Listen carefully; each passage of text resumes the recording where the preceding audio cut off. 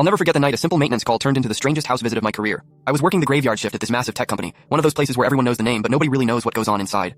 The founder had passed the reins to his daughter, and honestly, she'd earned her spot. Her father made her start in the mailroom, literally sorting packages alongside minimum wage workers. She spent 6 months in every single department, and if any supervisor went easy on her, they got canned on the spot. By the time she climbed to the top, she knew every system, every struggle, every person. Out of 15,000 employees, she was probably the most respected executive I'd ever seen. So there I am, 3 a.m, halfway through an energy drink, when the phone rings. The voice on the other end is slurred and rambling.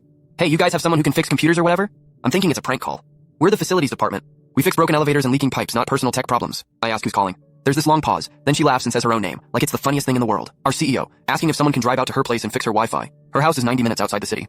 Everyone else on shift suddenly becomes very interested in their paperwork. I figure, why not? Sitting here watching security monitors is slowly killing my brain cells anyway. The address leads to this sprawling property behind iron gates, except the gates are twisted open, hanging off their hinges. There's a wooden fence that probably cost more than my car, and about 20 feet of it is just gone.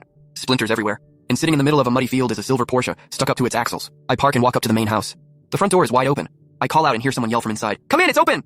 I find her in the living room, barefoot, designer dress torn at the shoulder, and there's this nasty gash across her temple. Blood has dried down the side of her face and into her hair. She's holding a glass of something amber and smiling like we're at a company picnic. You made it! The internet thing is upstairs, I think. I just stare at her. Ma'am, are you alright? That cut looks serious.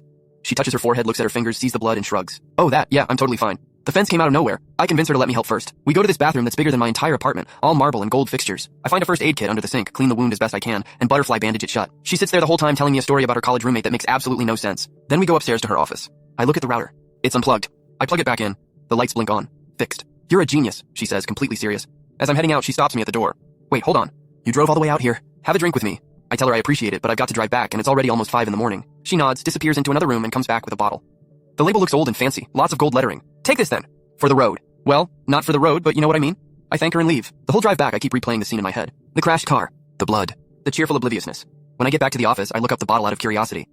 My stomach drops. It's an $1,800 bottle of single malt. I put it in my locker and don't tell anyone. Next morning, I come in for my regular shift. Around noon, she walks through our department, which never happens. She spots me, walks over, and quietly says, "So last night didn't happen." "We good?" I nod. "Absolutely. All good." She smiles, pats my shoulder, and walks away. 2 hours later, my supervisor hands me an envelope. Inside is a check. $6,000. The memo line says, "After hours technical consultation." No email. No follow-up meeting. Nothing. Just $6,000 for plugging in a router and making sure the boss didn't bleed out on her bathroom floor. I kept working there for 3 more years. She never mentioned it again. But every time we passed each other in the hallway, there was this tiny nod, like we shared a secret nobody else would ever understand. Sometimes I wonder what really happened that night. Why the car was in the field.